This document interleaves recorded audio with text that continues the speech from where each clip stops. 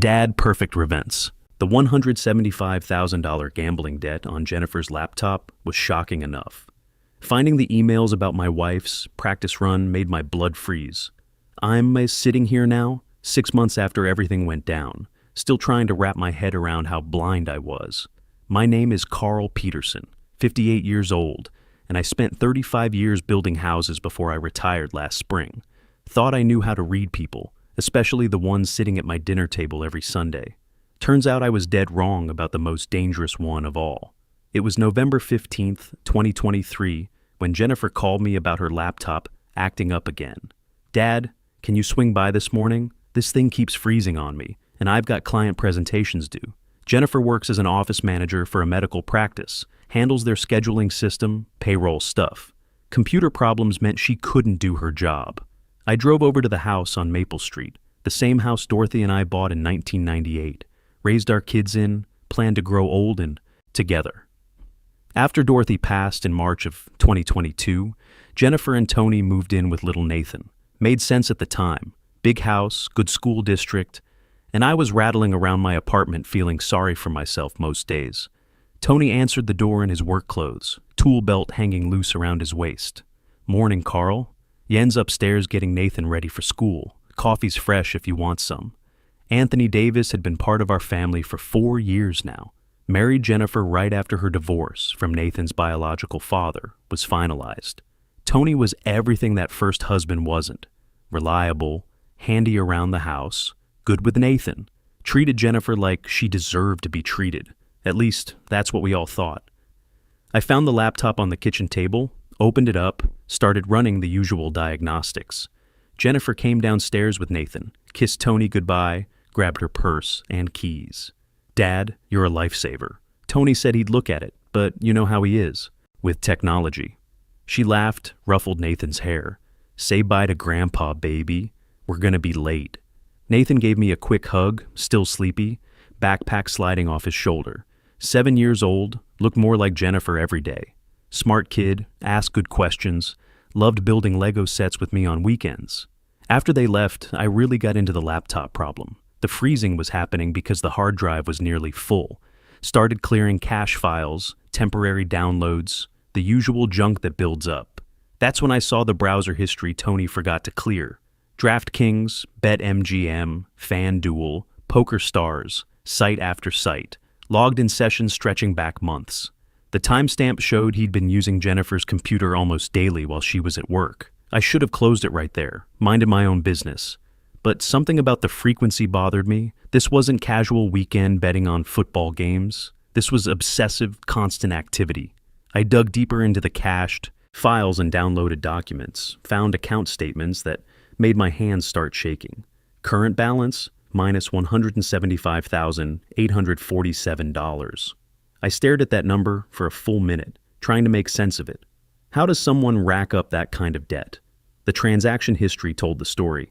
Initial deposits of $50, $100, then larger amounts as losses mounted. Cash advances from credit cards. Online loans with interest rates that made my contractor brain scream. Then I found the emails from something called Northside Capital Management. The first few were polite reminders about missed payments. The recent ones were not polite at all. "Mr. Davis, this is your final notice. Balance of $175,847 plus accumulated fees must be paid within 75 days from date of this email. Failure to comply will result in collection activities. We have conducted due diligence on your family's situation and assets. Payment arrangements can be discussed." The last email, dated just 3 days ago, was shorter. "Time is running out. We know where Jennifer works. We know Nathan's school schedule. 72 days remaining." I copied everything to a flash drive, my hands shaking so bad I could barely work the mouse. Tony wasn't just in financial trouble. These people were threatening my daughter and grandson. But the worst part was still coming. Hidden in a subfolder labeled Research were documents I never should have seen. Medical records with Dorothy's name on them. Fake letterhead from her doctor's office. Reports about a heart condition that Dorothy never had, never mentioned, never showed symptoms of, except for those last few months when she complained about headaches and fatigue. At the bottom of the folder was a file called Timeline Notes. I opened it, And my world came crashing down. March 2021.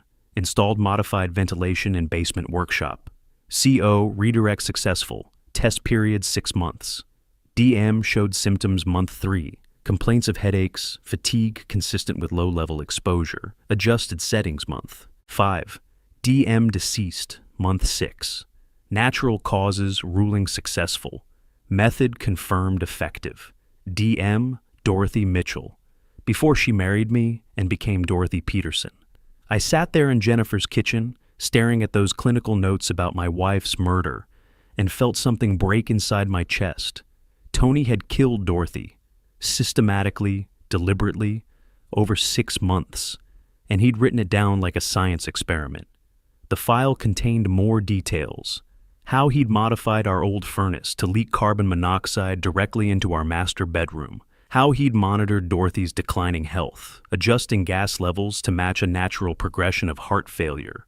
How he'd even researched which symptoms to watch for, which questions to ask her doctors to steer them away from CO testing. Practice run successful, confident in method for future applications.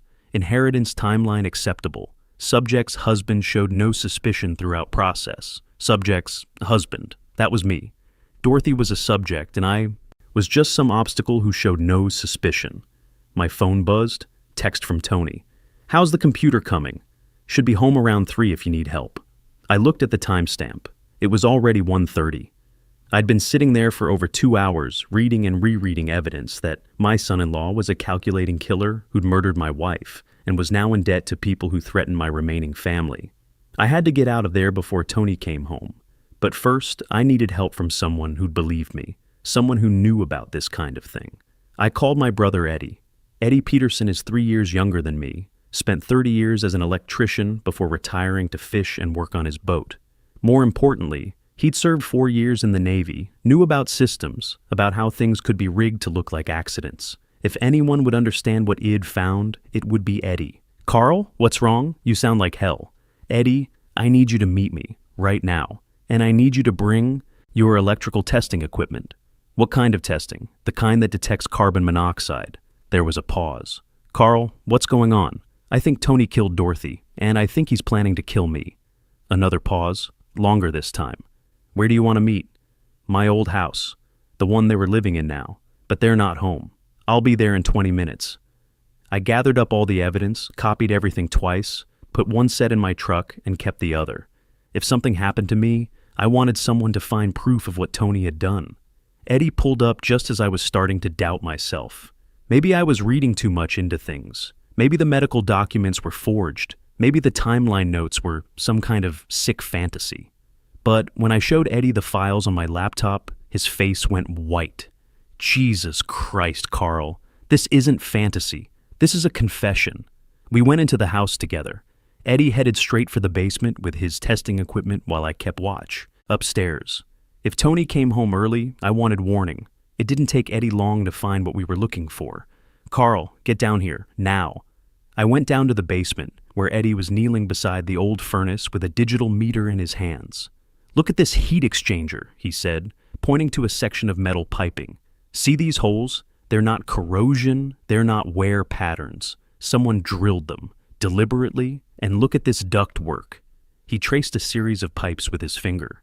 This has been rerouted. Instead of venting outside like it's supposed to, it's been redirected back into the house, specifically into the master bedroom upstairs.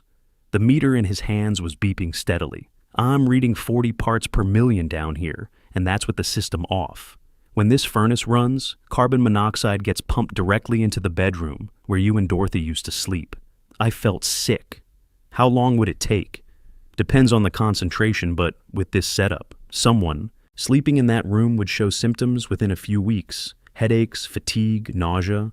After a few months of exposure, especially for someone Dorothy's age, he shook his head. Heart failure would be the likely cause of death. And unless someone specifically tested for CO poisoning, no one would ever know. What do we do? Eddie stood up, his face grim. We call the police. This is evidence of premeditated murder. But before I could answer, we heard a car door slam outside. Tony was home early. Eddie and I looked at each other. We were trapped in the basement, and if Tony found us down here examining the furnace, we'd be in serious trouble. The evidence was damning, but we needed to get out alive to use it. "Hide the equipment," I whispered to Eddie. He shoved the CO detector behind the water heater just as footsteps sounded overhead. "Carl? You still here?" Tony's voice called from the kitchen. I tried to keep my voice normal. "Yeah, just finishing up with the computer." Eddie's, helping me move some boxes for Jennifer.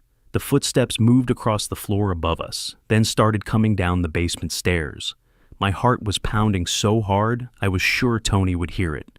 Eddie positioned himself behind the stairwell, out of sight, but ready. Tony appeared at the bottom of the steps, still in his work clothes, tool belt around his waist. For a second, his face was just curious, maybe slightly annoyed that we were in his basement. Then his eyes moved to the furnace, to the scattered tools Eddie hadn't quite hidden, and everything changed. "What are you guys doing down here?" His voice was different now, colder.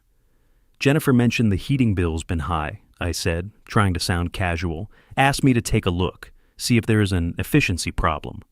Tony's gaze went from me to the furnace, then to Eddie, who'd stepped out from behind the stairs.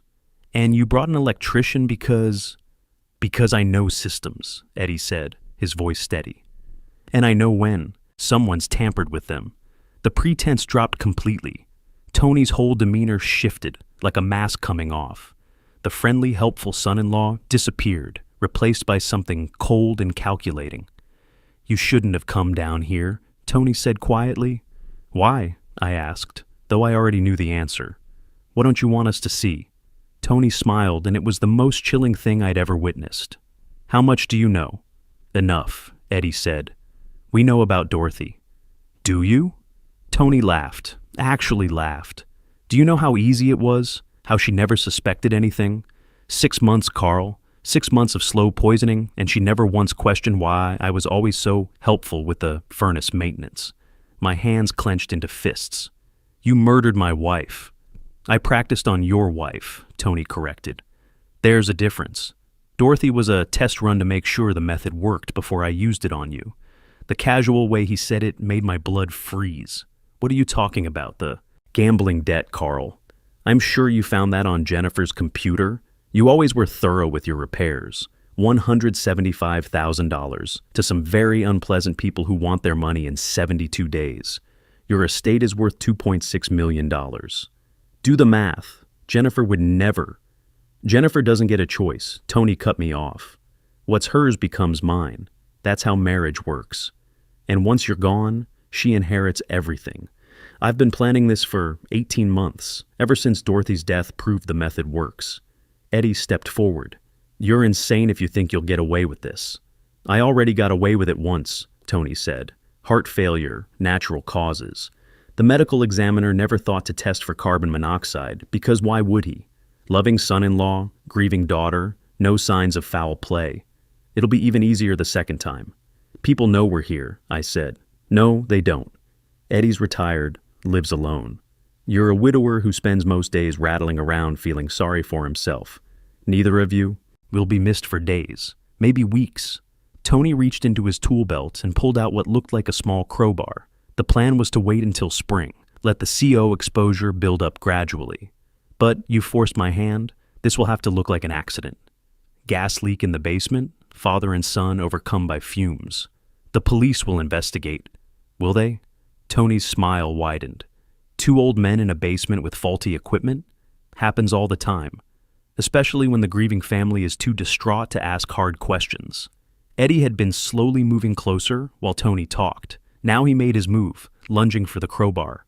The 2 men crashed into the furnace, Eddie trying to wrestle the weapon away while Tony fought to keep control. I grabbed for my phone to call 911, but Tony kicked out, catching me in the knee. I went down hard, the phone skittering across the concrete floor. Eddie was stronger than he looked, but Tony was younger, more desperate.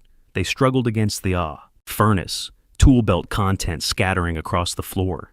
Then Tony got the crowbar free and swung it hard. The crack of metal against Eddie's skull was sickening. My brother dropped like a sack, blood pooling under his head. "Eddie!" I crawled toward him, but Tony stepped between us. "He's alive, for now." Tony was breathing hard, blood on his knuckles from where Eddie had fought back. But that won't last long. He looked around the basement, calculating. Change of plans. You two are going to have an accident with the gas water heater. Faulty connection, poor ventilation. By the time Jennifer gets home from work, it'll all be over. Tony went to the water heater and started disconnecting the gas line. The smell of natural gas began filling the air immediately. 20 minutes, he said conversationally. Maybe less if you're unlucky. The gas will knock you unconscious before it kills you. So, that's something. I tried to reach Eddie to check if he was still breathing, but Tony kicked me back. Don't make this harder than it has to be, Carl. Jennifer and Nathan will be well taken care of. The debt gets paid, they get a nice house, life goes on. Jennifer will figure it out, I gasped, the gas making me lightheaded already. Jennifer will be devastated and grateful for my support, just like she was when Dorothy died. Tony headed for the stairs, then paused and looked back at us. For what it's worth, I did like you both. You were good to Jennifer, good to Nathan. But business is business. He climbed the stairs and shut the basement door. I heard the lock click into place. I crawled over to Eddie, feeling for a pulse. Still alive, but unconscious and bleeding. The gas smell was getting stronger, making it hard to think clearly. My phone was somewhere in the dark basement, probably broken. Even if I found it, would I have enough time to call for help before the gas knocked me out? Then I remembered something. My shirt pocket. I always kept a small voice recorder there, habit from my construction days when I needed to make quick notes about measurements or material orders. If I was going to die down here, at least I could leave evidence of what Tony had done. With shaking hands, I pulled out the recorder and hit the record button. I held the recorder close to my mouth, trying to speak clearly, despite the gas making my head swim. This is Carl Peterson, November 15th, 2023, approximately 3:45 p.m. I'm trapped in the basement at 1247 Maple Street with my brother Eddie Peterson. Tony Davis has disconnected the gas line to kill us. The gas smell was getting stronger. I could feel myself getting drowsy, but I forced myself to keep talking. Tony confessed to murdering my wife, Dorothy, in March 2022 using carbon monoxide poisoning. He modified the furnace to pump CO into our bedroom over 6 months. Called it practice for killing me. He owes $175,000 to loan sharks. Needs my $2.6 million estate. Eddie stirred beside me, groaning softly. Still alive? But the head injury looked bad. Tony has gambling debts to Northside Capital Management. They threaten Jennifer and Nathan. He plans to make my death look accidental to inherit through Jennifer. The furnace has been sabotaged. Eddie found deliberate holes drilled in the heat exchanger. My voice was getting weaker, the gas making it hard to concentrate. But I had to get this all down, everything I'd found. Evidence is on flash drives in my truck. Computer files show Tony's betting history, emails from loan sharks, fake medical records for Dorothy. Timeline notes describing her murder, step by step. I paused, fighting to stay conscious. The basement was spinning slightly. If we die down here, don't let Tony get away with this. He killed Dorothy. He's trying to kill us. Jennifer doesn't know. She's innocent. Protect Nathan.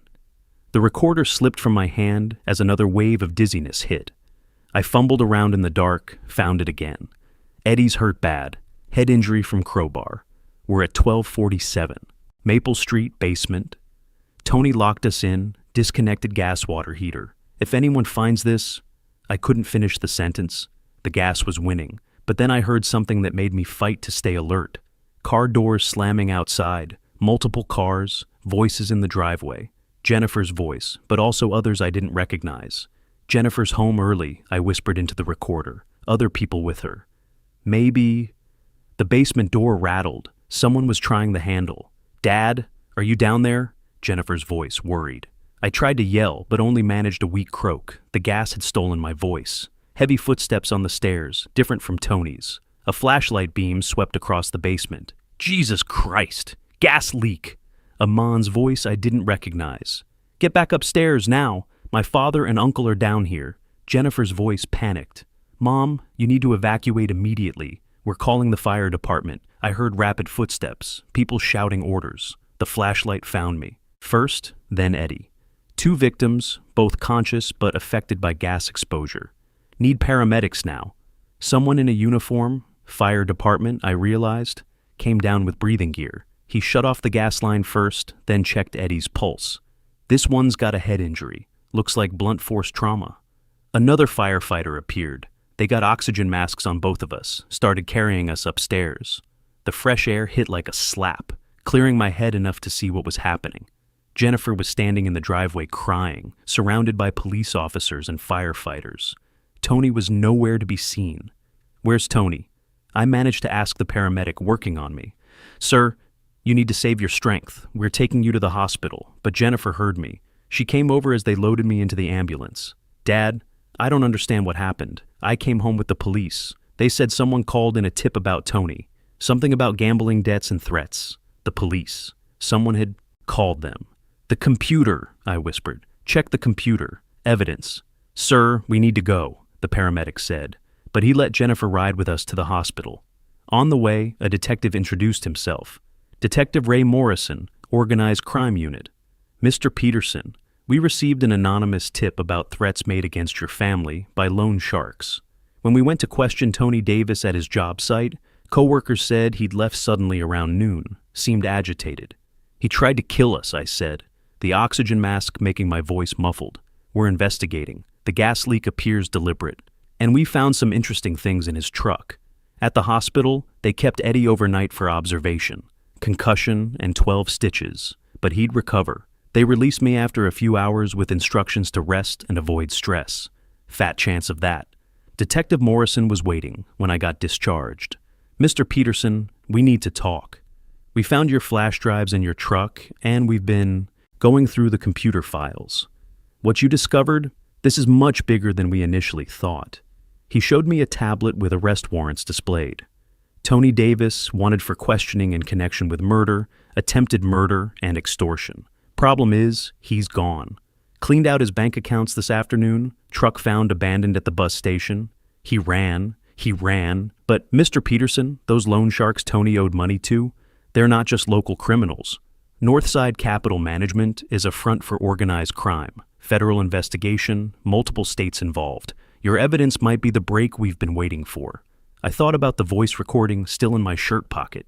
Detective, there's something else you need to hear. Back at the station, they played my recording for a room full of FBI agents. Tony's full confession, his description of Dorothy's murder, his plans for me and Eddie.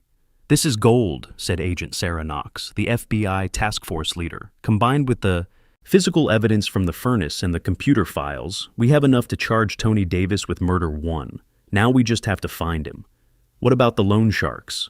"That's where this gets interesting," Agent Knox said. "Those threats against Jennifer and Nathan, they gave us probable cause to tap Northside Capital's phones.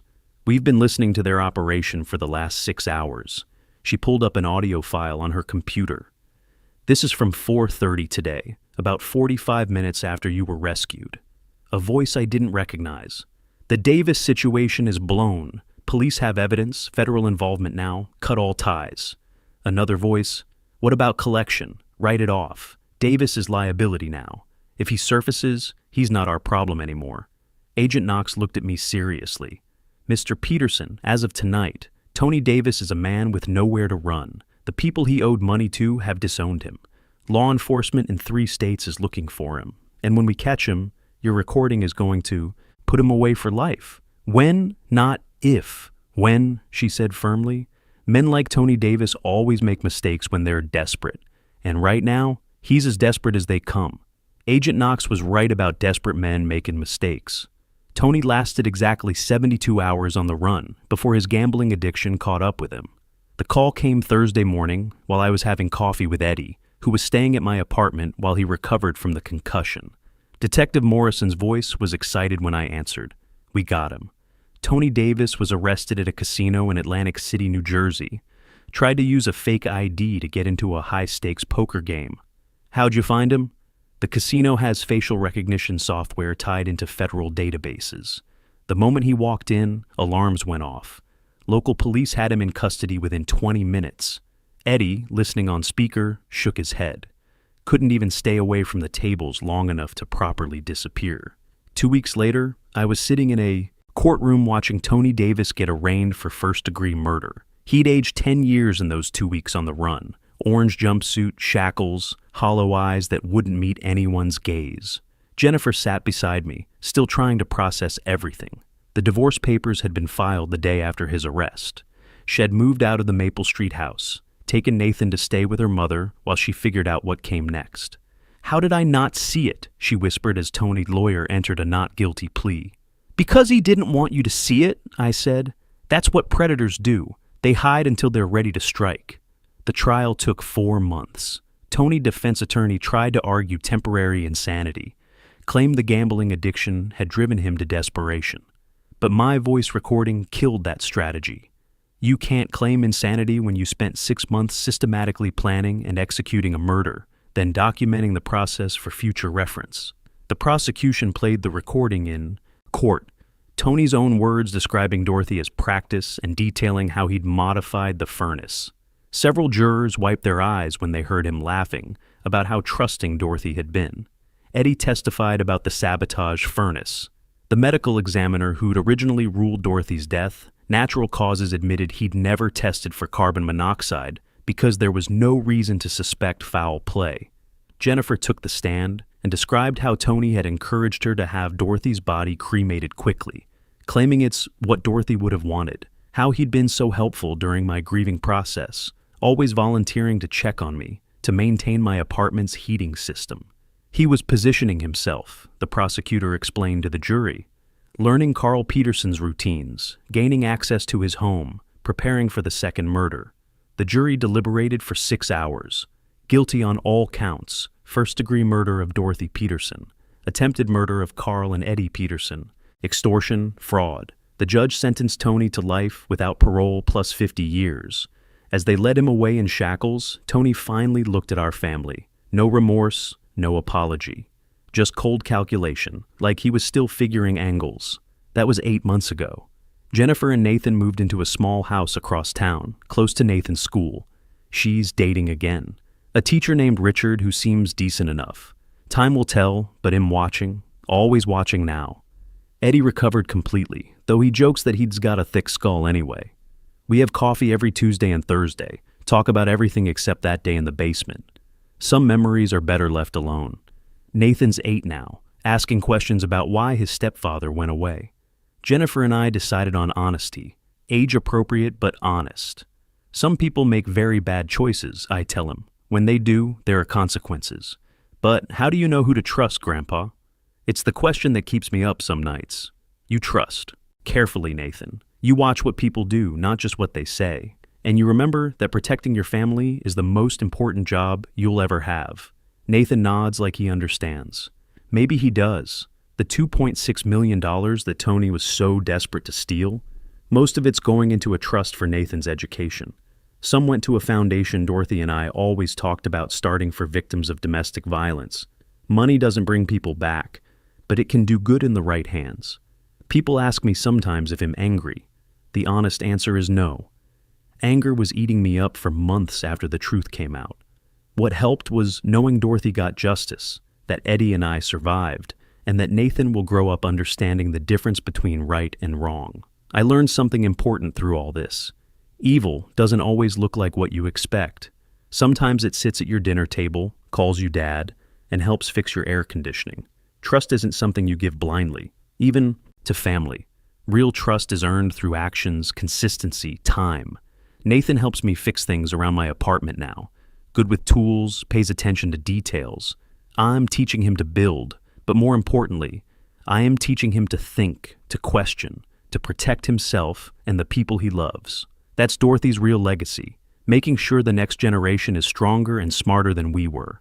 Sometimes that's the best justice of all. The greatest threat to your family often comes wearing the face of someone you trust. The real danger isn't the stranger at your door, it's the predator already sitting at your table. A man's legacy isn't measured by the wealth he leaves behind, but by the wisdom he passes down, teaching the next generation to recognize wolves in sheep's clothing before it's too late.